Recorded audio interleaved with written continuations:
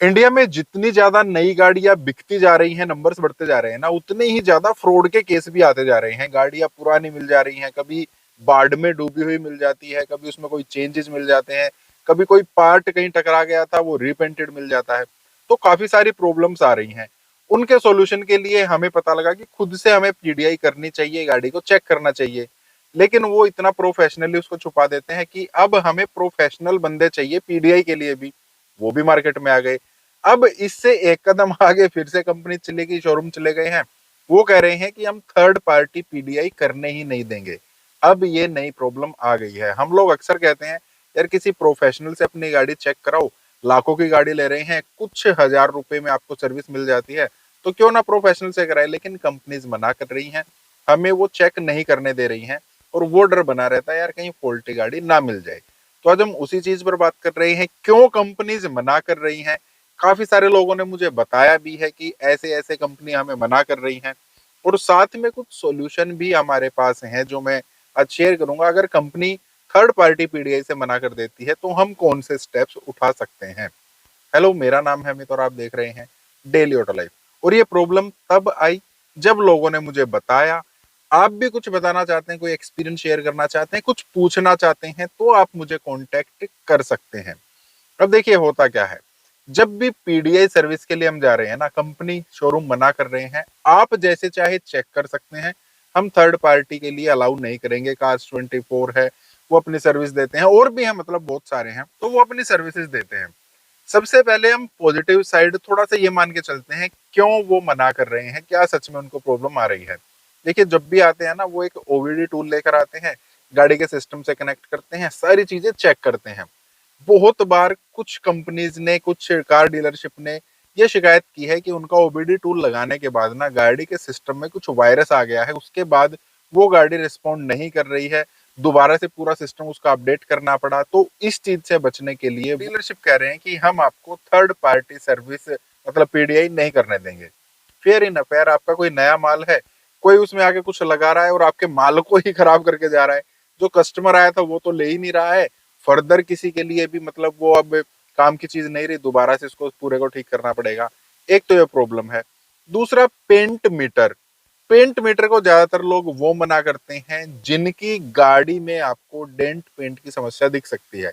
अगर गाड़ी रीपेंटेड है तो वो जो पेंट मीटर है वो उसको पकड़ लेता है कि ये गाड़ी का ये पार्ट यहाँ से रिपेंटेड है, तो उसके लिए वो मना करते हैं। और ज्यादातर वही लोग मना करेंगे अगर उस गाड़ी में कोई प्रॉब्लम है। अदरवाइज उस पेंट मीटर से, पेंट चेक मीटर से कोई भी डैमेज गाड़ी के पेंट पर नहीं होता है। तो यहाँ पर दूसरी चीज हमें ये ध्यान रखनी है। तीसरी चीज क्या चल रही है, जानबूझकर भी जो हम पीडीआई वाले लेकर आते हैं ना, वो जानबूझकर भी कमी निकालते हैं। मेरे पास एक कस्टमर ने बताया था कि जब उन्होंने गाड़ी की पीडीआई कराई तो जो टेल लाइट्स है ना, दोनों को टूटी हुई बताया गया। लेकिन कस्टमर से जब मैंने पूछा तो वो कह रहे हैं नहीं, ऐसा तो कुछ भी नहीं था। मैंने गाड़ी की लाइट चेक करी, इवन जो मतलब पीडीआई सर्विस करने वाले हैं ना, उन्होंने जो रिपोर्ट बनाई उसमें भी कहीं पर जो फोटो लगा हुआ था उसमें कहीं पर भी कोई डैमेज नहीं दिख रहा था, फिर भी उन्होंने डैमेज दिखाया। जानबूझकर किस लिए पीडीआई सर्विस वाली कंपनी क्यों करती हैं, ताकि हमारे अंदर एक डर बने। डर किस टाइप का, अब मान लीजिए मैंने एक सर्विस मतलब कार पीडीआई सर्विस मैंने अवेल की, वहां पर पता लगा, उन्होंने बता दिया कि इस गाड़ी में प्रॉब्लम है। प्रॉब्लम है तो मैं क्या कहूंगा यार, मैंने जो भी 2-3 हजार रुपए दिए थे वर्थ रहे मेरे लिए तो। ठीक है यार, दूसरी गाड़ी चेक करो, दूसरी उन्होंने अच्छी बता दी। अब मुझे वर्थ लगे ना, तो कोई मेरा दोस्त, कोई मेरी रिश्तेदारी में अगर गाड़ी लेने जाएगा, मैं उनको क्या कहूंगा, यार उस कंपनी से ना पीडीआई की सर्विस जरूर लेना। मैंने जब गाड़ी ली थी ना तो उन्होंने गाड़ी चेक की थी, उस गाड़ी में प्रॉब्लम मिली, अदरवाइज मुझे तो दिख ही नहीं रहा था। तो इस तरीके से एक डर का माहौल बनकर कि हाँ ये सर्विसेज भी जरूरी है, वो डर का माहौल बनता है, तो जानबूझकर भी वो कमियां निकाल देते हैं। यहाँ पर भी हमें चेक करना पड़ेगा, उनसे पूछना पड़ेगा साथ के साथ कि जो कमी आप बता रहे हैं वो दिखाओ तो सही है कहाँ पर। ऐसा नहीं कि उन्होंने लिख दिया और हमने मान लिया। इस वजह से भी डीलरशिप जो है मना कर देती है। चौथा रीजन क्या है कि कुछ जगह पर ये कंप्लेंट्स भी आई हैं। देखिए जब भी आप मान लेते हैं हम दिल्ली में बैठे हैं, दिल्ली के किसी पर्टिकुलर एरिया में बैठे हैं, वहां पर हम सर्विस बुक करेंगे तो आसपास में जो सर्विस वाले हैं वही बार बार विजिट करते हैं। हुंडई पर भी वही जाते हैं, मारुति में वही जाते हैं, टाटा में वही जाते हैं, महिंद्रा में वही जाते हैं। तो वही लोग हैं जो आसपास अपने एरिया में जा रहे हैं। तो कार डीलरशिप को ना थोड़ा सा ब्लैकमेल भी कर रहे हैं कि या तो आप मुझे कुछ पैसे दो, जब भी मैं गाड़ी पीडीआई करने आऊँ 500 700 1000 रुपए कुछ ना कुछ मेरा कमीशन बना दो, अदरवाइज मैं आपकी गाड़ी में कमी बताऊंगा और आपकी गाड़ी नहीं बिकने दूंगा। अगर मैंने कमी बता दी तो ऑब्वियस सी बात है फिर कस्टमर ये गाड़ी नहीं लेगा। तो इस टाइप की भी कुछ शिकायतें आई हैं, इस वजह से भी कार डीलरशिप इस चीज को मना करते हैं। तो अब इस चीज का इलाज क्या है? क्या हर बार इसी डर की वजह से कार डीलरशिप मना करते हैं? नहीं, जेन्युइनली गाड़ियों में कमी भी होती है।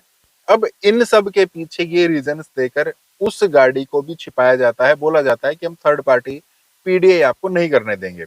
इससे बचने का बढ़िया तरीका क्या है? सबसे पहले आप पूछिए कि मुझे थर्ड पार्टी पीडीआई करानी है।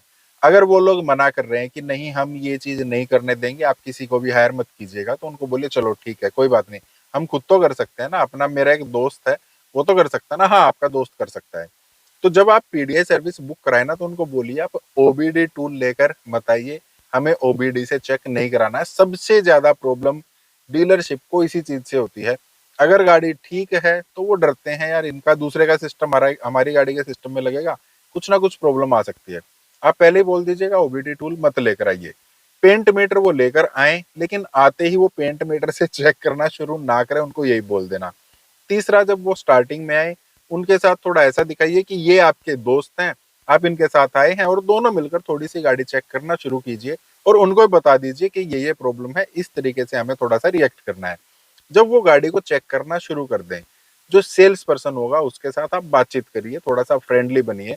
आपकी डील भी हुई होगी, आप उससे थोड़ा सा फ्रेंडली बनेंगे, उनको बताएंगे कि यार मतलब ये दोस्त है मेरा लेकिन इसको ना थोड़ी अच्छी नॉलेज है। हालांकि वो उसको जान भी सकते हैं क्योंकि बार बार हो सकता है वो थर्ड पार्टी पीडीआई के लिए वही बंदा आता हो, तो भी आप अगर उस सेल्स पर्सन से बात करेंगे ना तो वो मान जाते हैं कोई बात नहीं है। और जब थोड़ा सा टाइम हो जाए उनको पीडीआई करते हुए, गाड़ी को चेक कर रहे हैं अच्छे से, आधा पौना घंटा लगता ही है, तो उस दौरान जो आपका सेल्स पर्सन है उसके साथ आपकी बातचीत चलेगी, वो थोड़ा सा फ्रेंडली आप दोनों हो जाएंगे।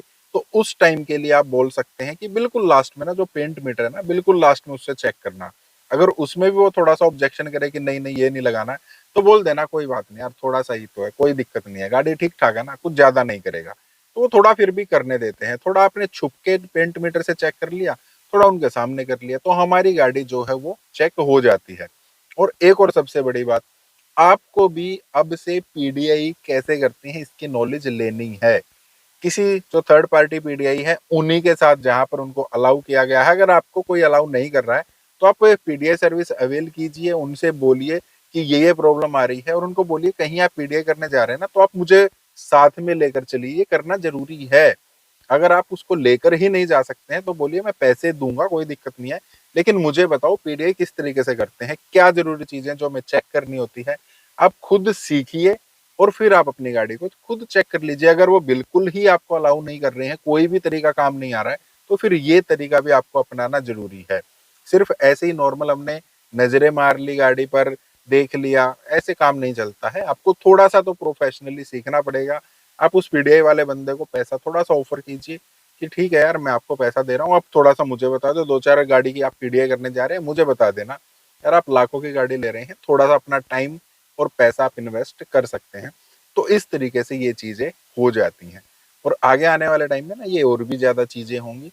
तो आप इस चीज को थोड़ा सा ध्यान रखिएगा। फिर से कह रहा हूँ, आप कुछ पूछना चाहते हैं, कुछ आपका एक्सपीरियंस है वो आप शेयर करना चाहते हैं, कोई प्रोसेस समझना चाहते हैं गाड़ी से रिलेटेड, तो आप मुझे कांटेक्ट कर सकते हैं।